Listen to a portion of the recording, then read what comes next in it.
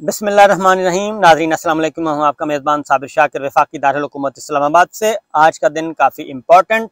साबिक वज़ीर आज़म इमरान खान को आज से ठीक 16 महीने पहले उनको ओहदे से हटा दिया गया था। उनको बरतरफ करके अदम एतमाद के ज़रिए उनको बरतरफ किया गया था और तहरीक अदम एतमाद किसके नतीजे में ये आई थी और किस तरीके से इसको मैनूवरिंग करके पॉलिटिकल इंजीनियरिंग करके इसको कामयाब करवाया गया, वो कोई ढकी छुपी बात नहीं है। साबिक army chief general Qamar Javed Bajwa तमाम तर हक़ाइक़ खुद इकबाल जुर्म कर चुके हैं, एतराफ़ जुर्म कर चुके हैं कि उन्होंने एक मुंतखब हुकूमत का तख्ता उल्टा था और उन्होंने ड्राइंग रूम में बैठकर ये सारे के सारे ताने बाने साजिशों के बुने थे। और न सिर्फ जनरल बाजवा और वो कर चुके हैं एतराफ़ जुर्म और इकबाल जुर्म, बल्कि मुस्लिम लीग नवाज के जो वज़रा हैं वो भी इस बात का इकरार कर चुके हैं, वो भी इकबाल जुर्म कर चुके हैं कि जी हाँ बिल्कुल हमें साबिक आर्मी चीफ जनरल बाजवा ने बुलाया था और बुलाकर हमें कहते रहे कि आओ मिलकर इमरान खान का हुकूमत इक़्तिदार ख़त्म करते हैं और उनकी हुकूमत का तख्ता उलटते हैं।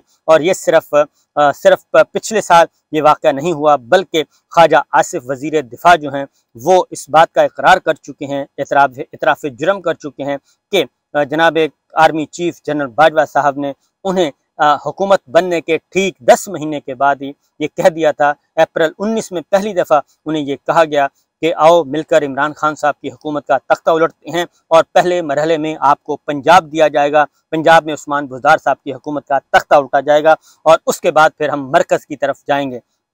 ख्वाजा आसिफ साहब ने कहा कि ये हमने पेशकश कबूल नहीं की। उसके बाद 19 के बाद फिर आ गया कोरोना, कोविड ख़त्म हुआ, फिर 21 में उनको कहा गया कि आएँ, फिर यही ऑफ़र मौजूद है और इमरान खान की हुकूमत का तख्ता उलटते हैं और हुकूमत का तख्ता उलट के आपको इक़्तिदार में लेके आते हैं। और उसके बाद फिर ये साजिश कामयाब हुई 2022 में और 2022 में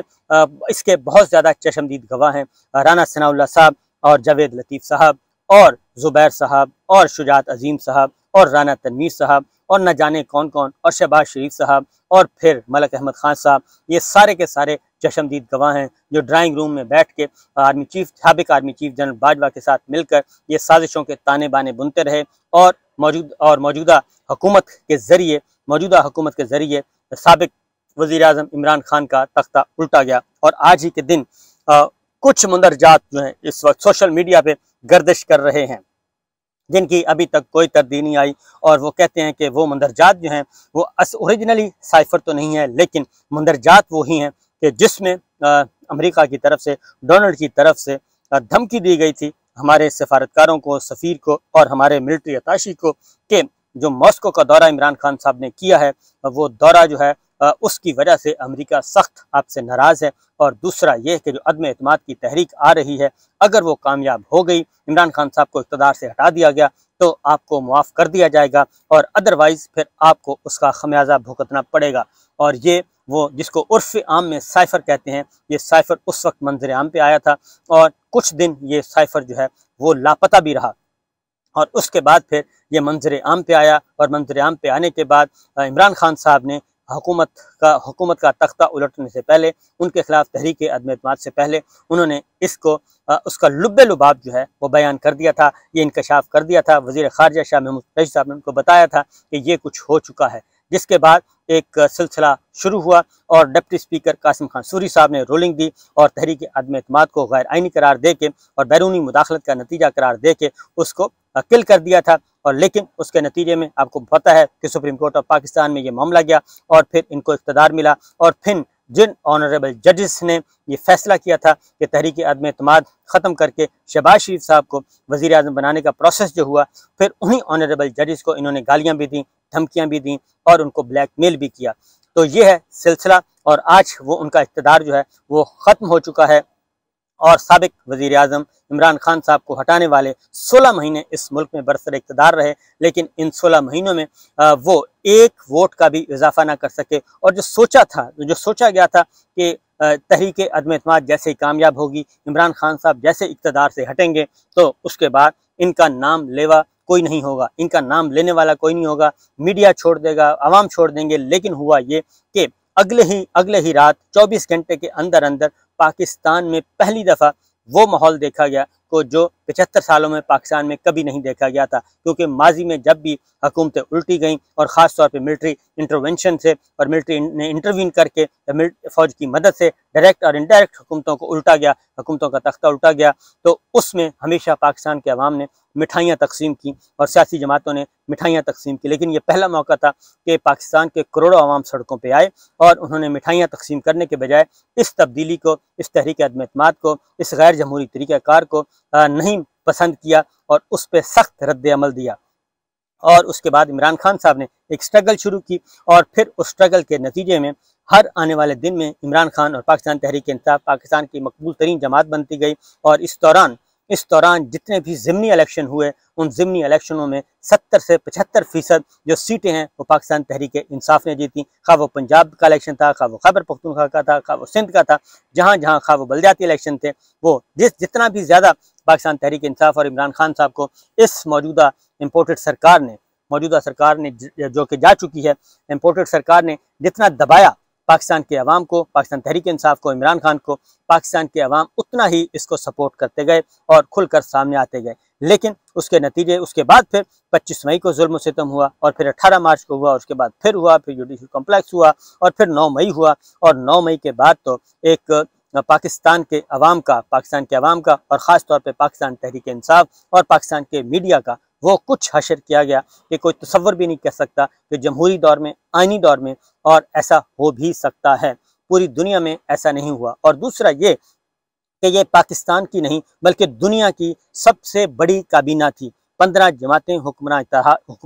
इत्तेहाद में 15 जमातें शामिल थीं। सिर्फ पीटीआई को एक साइड पे किया गया, पीटीआई से फिर 3-4 टुकड़े किए गए, एक राजा रियाज का टुकड़ा किया गया, वो एक लोटा पार्टी तैयार की गई, उसको अपोजिशन में बिठाया गया और उसके बाद फिर उसमें से एक और टुकड़ा निकाला गया, अलीम ग्रुप, तरीन ग्रुप, चीना ग्रुप, ये ग्रुप किया गया पंजाब में, उससे भी कोई फ़र्क नहीं पड़ा। फिर एक और ग्रुप निकाला गया परवेज़ खटक साहब के सूरत में, उससे भी कोई फ़र्क नहीं पड़ा। पाकिस्तान तहरीक इंसाफ को तोड़ने की मुसलसल कोशिशें की गईं और उसके बाद फिर और एक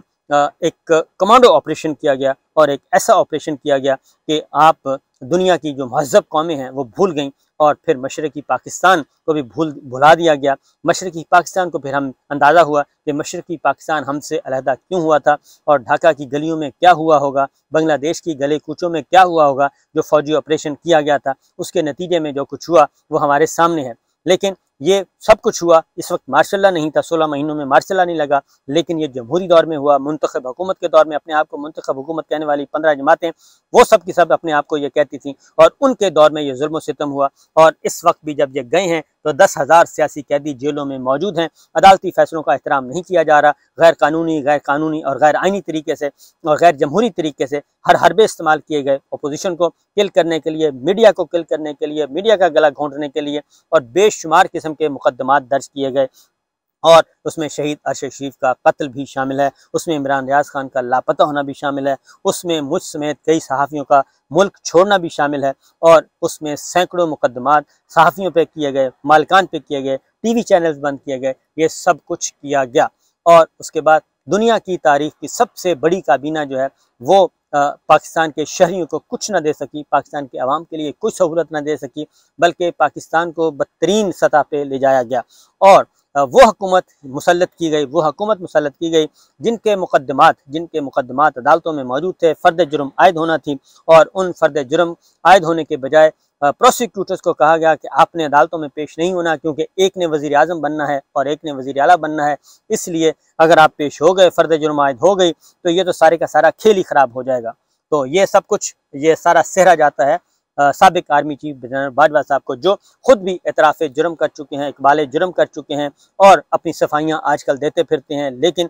पाकिस्तान की तारीख़ और दुनिया की तारीख़ उनको हमेशा याद रखेगी, और जिन अल्फाज में याद रखेगी वो मेरा ख्याल है कि माजी में जनरल याहिया खान के लिए भी वो अल्फाज इस्तेमाल नहीं होंगे जो कि उनके लिए इस्तेमाल होंगे। ये है सारी की सारी दास्तान, 16 महीनों की दास्तान जो कि इस वक्त हुई। और जब ये गए हैं तो आखिरी दिन भी इन्होंने ना वकला को माफ़ किया, ना जजेस को माफ़ किया, ना मीडिया को माफ़ किया, और ना ख़वातीन को, ना बहनों को, ना बेटियों को, किसी को मुआफ़ नहीं किया, बल्कि बदतरीन किस्म की एक फ़िरौनियत, यजीदियत, शद्दादियत, नमरूदियत और बदतरीन किस्म की एक डिक्टेटरशिप मुसल्लत की गई। यह है इनका 15-16 महीनों का इक़्तिदार। और जब ये गए हैं तो पाकिस्तान के अवाम जो हैं वो झोलियाँ उठा उठा कर इनको बद्दुआएं भी दे रहे हैं, और इनका इनका इनके लिए जो भी वो बद्दुआएं दे रहे हैं हम बयान नहीं कर सकते। और ये है मामला और ये है सूरत हाल। आज साबिक वज़ीर-ए-आज़म इमरान खान साहब की हुकूमत का तख्ता उलटने वाली हुकूमत ने आज समरी पहुंचा दी है। कल समरी भिजवा दी गई, बाकायदा तौर पे बता दिया गया कि पार्लिमानी अमूर ने समरी वज़ीर-ए-आज़म को भेजी और वज़ीर-ए-आज़म ने समरी जो है वो सदर ममलिकत को भेज दी। सदर ममलिकत आज दस्तखत करें या कल करें, उसके बाद ये असम्बली तहलील हो जाएगी, और अगर वो दस्तखत नहीं भी करेंगे तो 2 दिन के अंदर अंदर असम्बली जो है वो आज खुद तहलील हो जाएगी। और उसके बाद जो प्रोसीजर है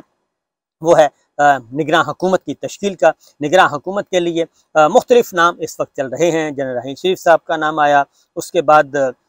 फवाद हसन फवाद का आया और खलीलुर रहमान रमदे साहब का आया। ये सारे के सारे नाम सामने आए। फिर हफीज़ शेख साहब का नाम आया, फिर मोहम्मद मियां सुमरो साहब का नाम आया, और आखिर में जलील अब्बास जिलानी साहब का नाम आया, फिर तसद्दुक़ हुसैन जिलानी साहब का नाम आया। ये मुख्तलिफ नाम ज़ेर बहस हैं, लेकिन हकीकत यह है कि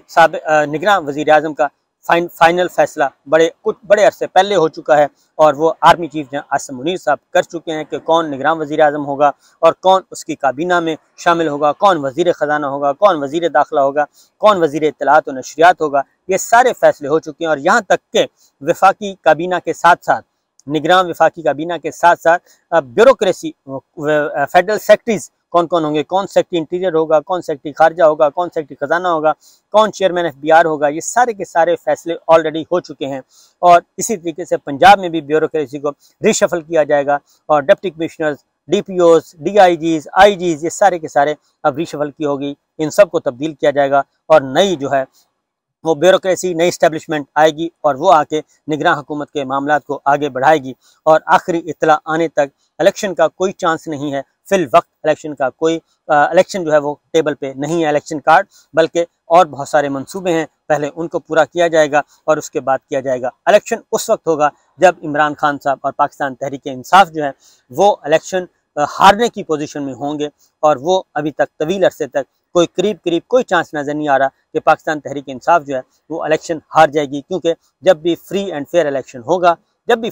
इलेक्शन होगा उसमें पाकिस्तान तहरीक इंसाफ ही जीतेगी। खा वो इमरान खान साहब जेल के अंदर हों, खा वो जेल के बाहर हों, खा उनको इलेक्शन कैंपेन चलाने की इजाज़त दी जाए या ना दी जाए, क्योंकि हम देख चुके हैं कि पेशावर में और खैबर पख्तूनख्वा में जो कुछ हुआ, उनको जेल में डालने के बाद भी उनके मामूली से अदना से कारकुन जो हैं वो बड़े बड़े तगड़े लोगों से जीत गए, और पाकिस्तान तहरीक इंसाफ का जो वोट है वो 4 गुना ज़्यादा बढ़ चुका है। तो इस दौर में, 16 महीनों के दौर में, तमाम ऐसे किरदारों को पाकिस्तान की तारीख में हमेशा एक स्याह किरदारों के तौर पे याद रखा जाएगा, जो इस हुकूमत को लाने का सबब बने, जो इस